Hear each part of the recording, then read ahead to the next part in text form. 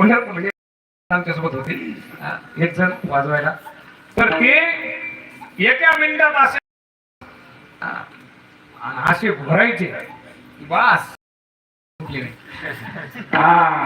म्हणलं खातं करा आपल्याला एखाद्याला. डोळ्याला डोळा लागला नाही मला. म्हणलं आता त्याला म्हणलं पेशंट म्हणून तुला आम्ही दुसरी घेतो बा. तर एकाला गादीवर झोपायची सवय. एक घोड्यावरती ती निघाली यात्रेला म्हणाली. यात्रेवर निघाल्यानंतर असं खेळणं गाव होतं. जात असताना मधुरी खुपशा मार्गे शिवला म्हणून असं जायचं होतं.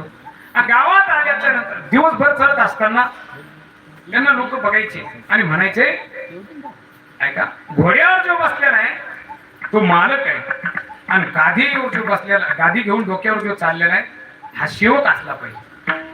आता हे प्रवाशाला भेटले होते. वैदिक यांचा संबंध काही जात असताना मंदिरात आल्याच्या नंतर काय करायचा हा तो गादी डोक्यावर घेऊन चालत यायचा का नाही ते मस्त आपले हातपाय धुवायचा गादी टाकायचा मस्त मांडी घालून बसायचा हात बांधून. आता हे घोड्यावर आलेला बिचारा त्याला बसतात कसं कृष्ण महाराज त्याला घोड्याला खराडा करावा लागायचा. मग घोडं बांधायचं त्याला चारा आणून टाकायचा त्याला ते चेने वगैरे आणून खाऊ घालायचे त्याच्या मागे हे काम लागायचं. हा निवांत असा लोड लावून बसायचा. येणारे जाणारे माणसं पाहायचे म्हणायचे हा गादीवर झोपणारा कोण आहे. हा मालक दिसतोय आणि घोड्याची जी सेवा करतो हा नोकर दिसतोय. आता वास्तविक आता काही संबंध आहे का. अर्थात दोघाचा काहीही संबंध नाही. तसं देहाचा आणि आत्म्याचा संबंध नाही. विठाला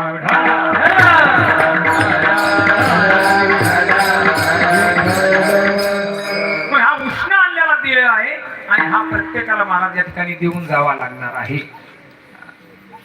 प्रत्येकाला देवा लागणार आहे. मग देह नव्हे मी हे सरे. फक्त जर नामचिंतन करत असेल मनुष्य नामचिंतन करत असतील तर तेच नामचिंतन शिल्लक राहतं. महाराज अभंगाच्या प्रथम चरणात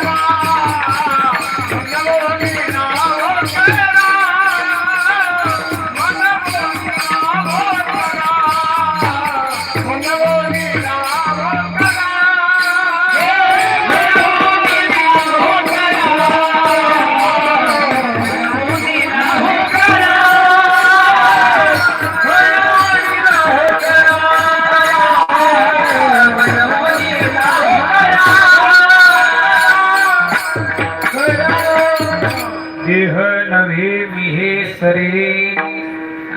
देह राहणार नाही. देह माझा नाही हा जाणारा आहे. फक्त एकच उरणार आहे ते भगवान परमात्म्याचं नाव.